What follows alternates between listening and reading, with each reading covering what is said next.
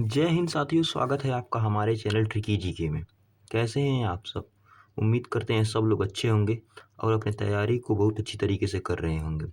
NTPC का exam नज़दीक आ गया है और इस समय जितना ही प्रैक्टिस कर लिया जाए उतना ही कम है। तो चलिए आज की क्लास को हम लोग शुरू करते हैं।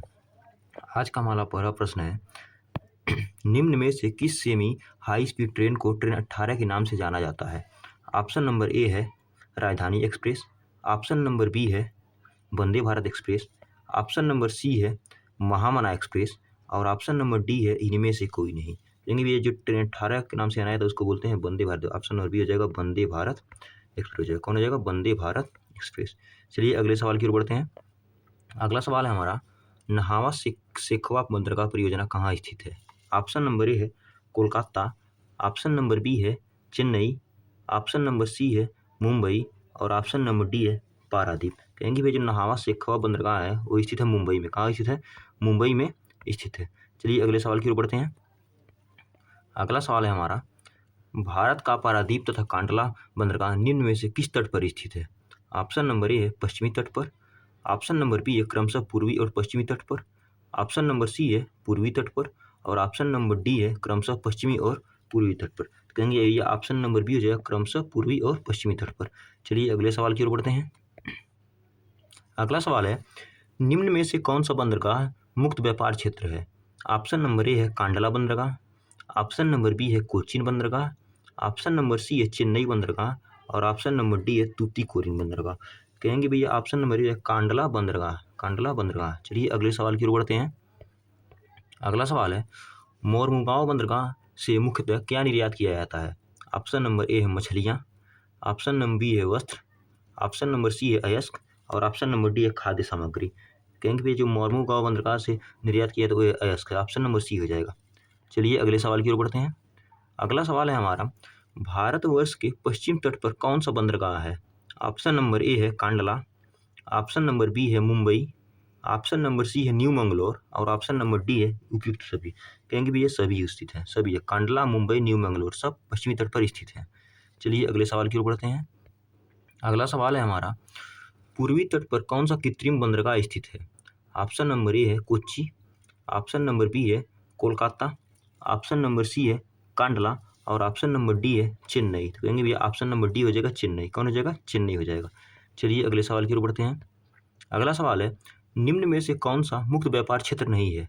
ऑप्शन नंबर ए है कांडला, ऑप्शन नंबर बी है मुंबई, ऑप्शन नंबर सी है विशाखापट्टनम और ऑप्शन नंबर डी है त्रिवेंद्रम। कहेंगे भैया त्रिवेंद्रम। चलिए अगले सवाल की ओर बढ़ते हैं। अगला सवाल है, भारत का श्रेष्ठतम प्राकृतिक बंदरगाह है? ऑप्शन नंबर ए है चेन्नई, ऑप्शन नंबर बी है पारादीप, ऑप्शन नंबर सी है मंगलोर और ऑप्शन नंबर डी है मुंबई। कहेंगे ऑप्शन नंबर डी हो जाएगा भैया, भारत का श्रेष्ठतम प्राकृतिक बंदरगाह मुंबई है। चलिए अगले सवाल की ओर बढ़ते हैं। अगला सवाल है हमारा, प्रमुख भारतीय बंदरगाहों में से प्राकृतिक बंदरगाह नहीं है। ऑप्शन नंबर ए है मुंबई, ऑप्शन नंबर बी है कोचीन, ऑप्शन नंबर सी है मोरमुगांव और ऑप्शन नंबर डी है पारादीप। कहेंगे जो पारादीप पोर्ट है एक प्राकृतिक बंदरगाह नहीं है बल्कि कृत्रिम बंदरगाह है। चलिए अगले सवाल की ओर बढ़ते हैं। अगला सवाल है हमारा, इनमें से किस बंदरगाह का नाम बदलकर दीनदयाल उपाध्याय बंदरगाह रखा गया है? ऑप्शन नंबर ए है कांडला बंदरगाह, ऑप्शन नंबर बी है तूतीकोरिन बंदरगाह, ऑप्शन नंबर सी है मोरमुगांव बंदरगाह और ऑप्शन नंबर डी है कोच्चि बंदरगाह। कहेंगे भैया ऑप्शन नंबर ए हो जाएगा कांडला, कांडला बंदरगाह का नाम बदलकर दीनदयाल उपाध्याय रखा गया है। चलिए अगले सवाल की ओर बढ़ते हैं। अगला सवाल है, राष्ट्रीय जलमार्ग 2 इनमें से किन दो स्थानों को जोड़ता है? ऑप्शन नंबर ए कोट्टपुरम और कोल्लम को, ऑप्शन नंबर बी है प्रयागराज और हल्दिया को, ऑप्शन नंबर सी है मांडवी और जुआरी को और ऑप्शन नंबर डी है सादिया और ढूबरी को। कहेंगे भाई जो राष्ट्रीय जलमार्ग 2 है वो जोड़ता है सादिया और ढूबरी को। चलिए अगले सवाल की ओर बढ़ते हैं।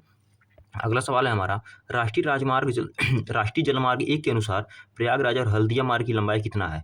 ऑप्शन नंबर ए है 1078 किलोमीटर, ऑप्शन नंबर बी है 205 किलोमीटर, ऑप्शन नंबर सी है 891 किलोमीटर और ऑप्शन नंबर डी है 1620 किलोमीटर।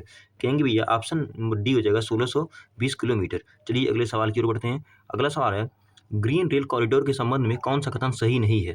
ऑप्शन नंबर ए है ग्रीन रेल कॉरिडोर की लंबाई 114 किलोमीटर है, ऑप्शन नंबर बी है यह भारत का पहला ग्रीन रेल कॉरिडोर है, ऑप्शन नंबर सी है ग्रीन रेल कॉरिडोर के तहत आने वाली रेलगाड़ियों बायो टॉयलेट से लैस हैं और ऑप्शन नंबर डी है इसका उद्घाटन पीएम मोदी द्वारा किया गया था। तो कहेंगे भैया ऑप्शन नंबर डी हो जाएगा, इसका उद्घाटन पीएम मोदी द्वारा नहीं किया गया था। चलिए अगले सवाल की ओर बढ़ते हैं। अगला सवाल है, निम्नलिखित में से किस राज्य में सड़क घनत्व सर्वाधिक है? ऑप्शन नंबर ए है Madhya Pradesh, option number B है Uttar Pradesh, option number C है केरल और ऑप्शन नंबर डी है कर्नाटक। कहेंगे भैया केरल। केरल में जो सड़क घनत्व है सर्वाधिक है। चलिए अगले सवाल की ओर बढ़ते हैं। अगला सवाल है, इनमें से किस रेलवे स्टेशन को यूनेस्को के विश्व धरोहर स्थल में शामिल किया गया है? ऑप्शन नंबर ए है Lokmanya Tilak terminal, option number B है Anand Vihar terminal, option number C है कोलकाता टर्मिनल और ऑप्शन नंबर डी है छत्रपति शिवाजी महाराज टर्मिनल। कहेंगे भैया ऑप्शन नंबर डी है छत्रपति शिवाजी महाराज टर्मिनल। चलिए अगले सवाल की ओर बढ़ते हैं। अगला सवाल है हमारा, निम्नलिखित में से कौन सा राष्ट्रीय राजमार्ग पुणे और हैदराबाद को जोड़ता है? ऑप्शन नंबर ए है NH24, ऑप्शन नंबर बी है NH9, ऑप्शन नंबर सी है NH27 और ऑप्शन नंबर डी है NH7। कहेंगे भैया ऑप्शन नंबर बी हो जाएगा NH9। कौन हो जाएगा? NH9 हो जाएगा। चलिए अगले सवाल की ओर बढ़ते हैं। अगला सवाल है हमारा, यूरोप का सबसे बिजी समुद्री बंदरगाह कौन सा है? ऑप्शन नंबर ए है ले हावरे, ऑप्शन नंबर ई है रॉटरडैम, ऑप्शन नंबर सी है साउथहैम्पटन और ऑप्शन नंबर डी है इनमें से कोई नहीं।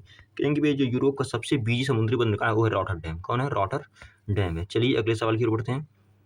अगला सवाल है हमारा, सोडियम चतुर्भुज परियोजना का शुभारंभ किसने किया था? ऑप्शन नंबर ए है अटल बिहारी वाजपेयी ने, ऑप्शन नंबर बी है मनमोहन सिंह ने, ऑप्शन नंबर सी है जवाहरलाल नेहरू ने और ऑप्शन नंबर डी है नरेंद्र मोदी ने। कहेंगे भैया ऑप्शन नंबर ए हो जाएगा अटल बिहारी वाजपेयी ने। चलिए अगले सवाल की ओर बढ़ते हैं।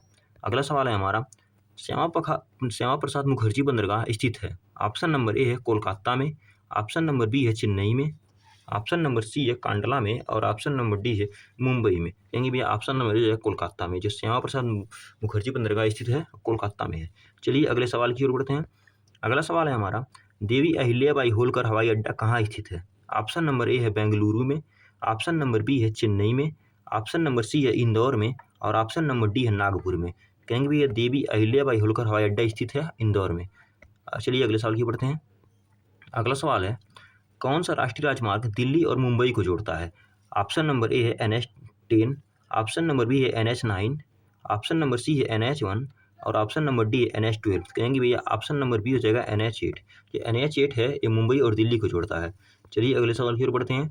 अगला सवाल है, जुलाई 2017 में भारत की पहली सौर ऊर्जा से संचालित ट्रेन को किस रेलवे स्टेशन से शुरू किया गया था? ऑप्शन नंबर ए है दिल्ली से, ऑप्शन नंबर बी है मुंबई से, ऑप्शन नंबर सी है बेंगलुरु से और ऑप्शन नंबर डी है पुणे से। कहेंगे भैया option number a new Delhi से। चलिए अगले सवाल की ओर बढ़ते हैं। अगला सवाल है, विश्व का सबसे लंबा रेल मार्ग कौन सा है? ऑप्शन नंबर ए है ट्रांस साइबेरियन रेल मार्ग, ऑप्शन नंबर बी है ट्रांस कैनेडी रेल मार्ग, ऑप्शन नंबर सी है यूनियन पैसिफिक रेल मार्ग और ऑप्शन नंबर डी है इनमें से कोई नहीं। तो कहेंगे भैया ऑप्शन नंबर ए हो जाएगा ट्रांस साइबेरियन रेल मार्ग हो जाएगा। चलिए अगले सवाल की ओर बढ़ते हैं।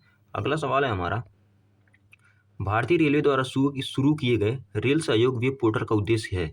ऑप्शन नंबर ए शिकायत का निवारण करना, ऑप्शन नंबर बी है ट्रेन के चलने की वास्तविक समय आधारित स्थिति को जानना, ऑप्शन नंबर सी है टिकट आरक्षण और ऑप्शन नंबर डी है मूलभूत सुविधाएं जैसे शौचालय कूड़ादान इत्यादि प्रदान करना। कहेंगे भैया ऑप्शन नंबर डी हो जाएगा। चलिए अगले सवाल की ओर बढ़ते हैं। अगला सवाल है हमारा, किस पत्तन शहर को अरब सागर की रानी कहा जाता है? ऑप्शन नंबर ए है मुंबई, ऑप्शन नंबर बी है चेन्नई, ऑप्शन नंबर सी है कोलकाता और ऑप्शन नंबर डी है कोच्चि। तो कहेंगे भैया जो कोच्चि है, कोच्चि शहर को अरब सागर की रानी कहा जाता है। चलिए अगले सवाल की ओर बढ़ते हैं। अगला सवाल है हमारा, कोलकाता मेट्रो रेलवे की शुरुआत कब हुई थी? ऑप्शन नंबर ए है 1984 में, ऑप्शन नंबर बी है 1980 में, ऑप्शन नंबर सी है 2004 में और ऑप्शन नंबर डी है 1992 में। कहेंगे भैया ऑप्शन नंबर हो जाएगा 1984 में। चलिए अगले सवाल की ओर बढ़ते हैं। अगला सवाल है, भारतीय राष्ट्रीय राजमार्ग प्राधिकरण NHAI की स्थापना कब हुई थी? ऑप्शन नंबर ए है 2014 में, ऑप्शन नंबर बी है 1988 में, ऑप्शन नंबर सी है 1990 में और ऑप्शन नंबर डी है 2005 में। कहेंगे भी NHAI की स्थापना हुई थी 1988 में। चलिए अगले सवाल की ओर बढ़ते हैं। अगला सवाल है हमारा, चाबहार बंदरगाह किस देश में स्थित है? ऑप्शन नंबर ए है अफगानिस्तान में, ऑप्शन नंबर बी है ईरान में, ऑप्शन नंबर सी है ओमान में और ऑप्शन नंबर डी है पाकिस्तान में। कहेंगे भी चाबहार बंदरगाह स्थित है वो है ईरान में है। चलिए अगले सवाल की ओर बढ़ते हैं। अगला सवाल है, गुरु श्री रामदास जी अंतर्राष्ट्रीय हवाई अड्डा कहाँ स्थित है? ऑप्शन नंबर ए है शिमला में, ऑप्शन नंबर बी है चंडीगढ़ में, ऑप्शन नंबर सी है बरेली में और ऑप्शन नंबर डी है अमृतसर में। लेकिन ये ऑप्शन नंबर डी अमृतसर। ये हमारी क्लास का लास्ट क्वेश्चन था और ये कुछ महत्वपूर्ण PYQ थे जो इसके पहले रेलवे एग्जाम में पूछे गए हैं। इसी के साथ धन्यवाद।